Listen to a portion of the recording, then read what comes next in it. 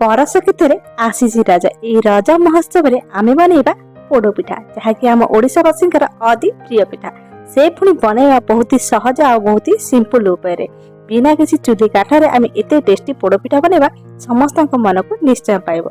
नमस्कार soffit recipe की आप समस्त स्वागत जनाऊँ। चलते आज बनइबा राजा स्पेशल पोड़ पिठार रेसिपी। पोड़ पिठा बनवाई प्रथम नहीं गोटे ग्लास अरुआ चाउल को 3 ରୁ 4 घंटा आगु बढ़िया से बतुरे देती। एवं देखो चाउल आम बढ़िया से बतुर के रेडी हो मोटा कि पतला जहाँ भी अरुआ चाउल ने किसी भी असुविधा हेनी हेले सब जिनस टी मेजरमेंट ने आम पिठाटा बढ़िया होगी बाहर। पोड़ पिठार यूज करने गोटे बड़ कप नहीं नड़िया ताकू कौन करवा काटिकी नहीं बढ़िया से कौन करवा ग्राइंडिंग करदे पूरा पूरी चिकन होगी बाटी हेब। एबे से आम गोटे कप पानी देदेबा ताको बढ़िया से कौन करवा आउ थे ग्राइंडर जार रे बुले देबा।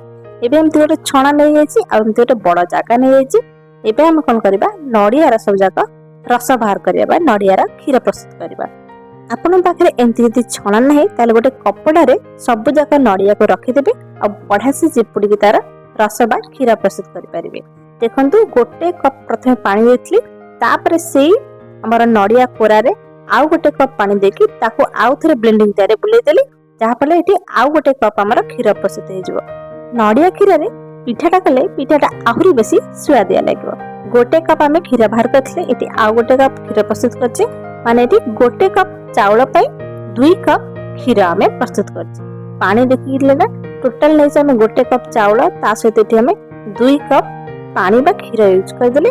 एबे आम कौन करबा से ब्लेंडिंग जार रे बतुरे की रखिथा चाउल सब जाक बढ़िया से छाणिकी पकईदेबा। जो आमर खदड़ा बाहर था ये आउ 2 चमच यूज कर खदड़ा को नड़िया कोरा को आपन किसी पिठार यूज करेंगे। आम से 2टा गुजराती को चोपा छड़ी यूज करवा चाउल को बाटिया पानी यूज न करके क्षीर बा नड़ियार क्षीर को आम यूज करवा अल्प अल्प देके ग्राइंडिंग करेंगे ना डाटा बेसी पतला हो गले चारिआडे बाहर जीव। ए देखो बढ़िया से चिकन होकर आम चाउल प्रस्तुत होगा। चाउल पतला समस्त कहते चाउलटा पूरा चिकन कर बाटे चाउल जिते चिकन पेटे बाटिले भी टिके भी खतड़िया अंश रही है। एबे देखो बैटर को सब जाक आम कौन करवा नड़िया क्षीर में मिसेदेवा अल्प टिके पानी धोईक यूज कर ये देखो बढ़िया से आम सब जाक नड़िया क्षीर सहित चाउल को बढ़िया से गोलेदेवा। बैटरटा पूरा पूरी पतला होमती ही आम कंसिस्टेंसी दरकार। एबे गैस रे गोटे कौन करवा कड़ाई बसईदेवा। एबे से आम 2 बड़ चमच पूरा घी यूज करवा। घी बढ़िया से गरम है नड़िया ता सहित काजू को आम भाजवा। नड़िया को टिके काटिकी नेले खाइबा को बढ़िया लगी आपन चाहिए किसी ड्राई फ्रुट्स को यूज करेंगे। एबे आम सब जाक 1 ରୁ 2 मिनिट नड़िया काजू को बढ़िया से भाजवा। नड़िया काजू बढ़िया से भाजी है गोटे प्लेट को सब जाक बाहर कर घी ये गोटे चमच रही जाए घी रे आउ 2 कप आम पानी यूज करवा माने जी चाउल नहीं जाए 4 गुणा आम पानी यूज करवा। 2 कप नहीं नड़िया क्षीर में नड़ियार क्षीर प्रस्तुत करेंगे आउ 2 कप ये पानी बढ़िया से गरम होगा। एबे से आम गोटे बड़ कप नहीं गुड़ आपन चाहिए चीनी को यूज करेंगे टेस्ट आसी था गुड़ रे ता सहित किसी तेज पत्र अल्प टिके लुण पकई दे प्रथम कौन करवा गुड़ को बढ़िया से मेल्ट होगा देवा। एबे देखंतु बढ़िया से पानी फुटी गलानी पानी बढ़िया से फुटी सारा पर बने के रखिथा बैटर बा बने के रखिथा आण को आम एथरे ढाली आण ढाला बेले गैस फ्लेम को स्लो करेंगे और सेमिति ही स्लो प्रोसेस से सब जाक आण को बढ़िया से जमते जमा भी गैस फ्लेम हाई देबेनी।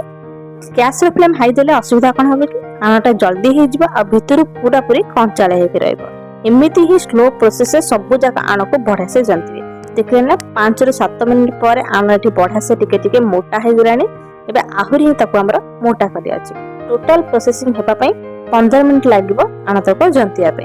एठी मोर टिके अधिक आण थिला आणर क्वांटिटी अनुसार आपन ताको टाइमिंग कम बेसी कर परिबे। आज वीडियो आपको केमती लगुच कमेंट सेक्शन निश्चय जानवे। वीडियो भल लगे चैनल को सब्सक्राइब करने भूलें पाखे बेल आइकन को दबाई देवे जहाँफल एमती नुआ नुआ वीडियो आपको जल्दी देखा मिले। एबे देखो बढ़िया से आउना आम जंती की रेडी हो पूरा पूरी एतिक ही हेबा दरकार। कड़े रु साइड रू देखिए आराम से छाड़ी जाऊँगी टे मोटा कड़े ने जमी जंतिया को तले जमा भी लगे। एबे देखो बढ़िया से आम आण जंती की रेडी हो आम कौन करवा गैस फ्लेम को बंद करदे एमती गोटे केक टी नहीं जावा एमती गोटे बड़ जगह नहीं जावा जो आराम से आम पिठा को सीझे पारिबा।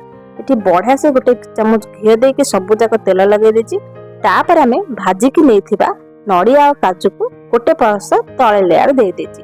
बढ़िया से सब जगह काजू नड़िया देला परे तापर आमे कोन करबा सेथिरे बनै के रखिता जंतनी सब जगह आमे एतरे मिसै देबा। जदि जंतनी अधिक हो जाउछि जमा भी अधिक कर देबेनी आउ थे मध्ये ताको स्टीम दे पारिबे। एबे देखंतु सब जगह जंतनी को आमे कोन करबा बहुत जोर ताती जी एमती गोटे प्लेट साहाय्य पूरा पूरी समान कर देबा जहाँ पर ऊपर पट पूरा बढ़िया से समान होकर बाहर पूरा पूरी देखिया को बहुत गोटे बढ़िया सुंदर पिठा के प्रस्तुत हो।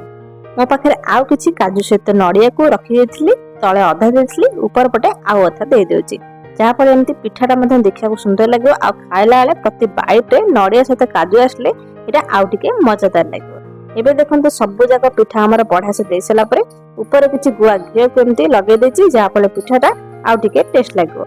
एबे देखंतु गैस रे गोटे बड़ तसला मु बसे देछि तापर एमती गोटे स्टैंड रखि देछि। जदि आपन पाखे स्टैंड नाही किछि गिना को मध्ये रखि परिबे तापर एमती कोन करबा बनै के रखिथिबा पिठा तक सब जगह स्टीम देबा पे छाड़ देबा ताको घोड़े देबे। ऊपर कोन करिवे किछि एल्युमिनियम फॉइल रखि देबे नन किछि प्लेट रखि देबे जहाँ पर जो सिजा पानीटा तळे एकते पिठारे न पड़िबो पिठाटा बढ़िया से जल्दी सिझी के रेडी हे जो। टोटल सिझिया में पिठाटा 15 ରୁ 20 मिनिट टाइम लागला। आपन चाहिले आपन पिठार क्वांटिटी हिसाब रे कम बेसी हे परिबो। आपन किछि चाकू हो कि एमती किछि पतरार काठी मध्ये तापर पूरे के देखि परिबे पिठाटा बढ़िया से सिझी कि नै। देखिबे जदि पिठाटा जमा भी लागुनी ताहले जानिबे जे पिठाटा परफेक्ट सिझी के हमरा रेडी हे जे। एबे हम कोन करबा गैस फ्लेम को बंद कर देबा आ पूरा पूरी ताको ठंडा हेबा पे छाड़ देबा। टोटल 2 ରୁ 3 घंटा टाइम लागला ठंडा हेबा पे। एबे साइड रो बढ़िया से छाड़ी जायछि गोटे प्लेट साहाय्य हम कोन करबा तळ पटे ताको उल्टै देबा जहाँ पर पिठाटा आराम से कोन करबो प्लेट रु छाड़ी जिवो। एबे देखंतु बढ़िया हमर रजा पोड़ पिठा बनि के रेडी हे गेलानी पूरा पूरी स्टीम दिया बहुत ही नरम आ बहुत ही टेस्टी। थरे याको बने के खातु आपन को मन को निश्चय पाइबा। रहिली देखा नेक्स्ट वीडियो रे टाटा।